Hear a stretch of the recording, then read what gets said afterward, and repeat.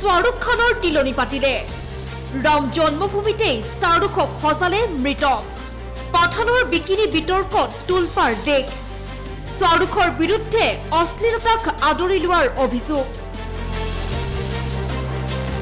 পাঠান ছবিত গেৰুৱা ৰঙৰ বিকিনি পিন্ধি দীপিকা পাডুকন আৰু শ্বাহৰুখ খানে কৰা এই নৃত্যই এতিয়া সমগ্ৰ দেশতেই তুলপাৰ লগাইছে গীতটিত গেৰুৱা বিকিনি পিন্ধি অশ্লীল নৃত্য কৰাৰ অভিযোগ আনি হিন্দুত্ববাদী সংগঠনসমূহে এই ছবিখন নিষিদ্ধ কৰাৰ দাবী জনাইছে আনকি অযোধ্যাৰ সাধুসকলৰ একাংশই ছবিখনৰ বিৰুদ্ধে অধিক সৰব হৈ পৰিছে এজন সাধুৱে আনকি শ্বাহৰুখক জীৱন্তে জ্বলাই দিয়াৰ ভাবুকি দিছে পিছে এইবাৰ পাঠান ছবিখনৰ বিৰোধিতা কৰি অযোধ্যাত জীৱিত অৱস্থাতে শ্বাহৰুখ খানৰ তিলনি পতা হ'ল ভালদৰে চাওক এই দৃশ্য তিলনি পতাসকলৰ অভিযোগ শ্বাহৰুখ খানৰ পাঠান এখন অশ্লীল ছবি অযোধ্যাত শ্বাহৰুখৰ এই তিলনি পতাত আগভাগ লয় আজকেচি সবানী সাধুসকলে তেওঁলোকৰ নেতৃত্ব দিয়ে পৰমহংস আচাৰ্যই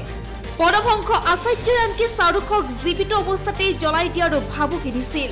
এনেদৰে শ্বাহৰুখ খানৰ তিলনি পতাৰ পাছত আচাৰ্যগৰাকীয়ে মন্তব্য দিয়ে আমি জেহাদৰ সমাপ্তি বিচাৰিছো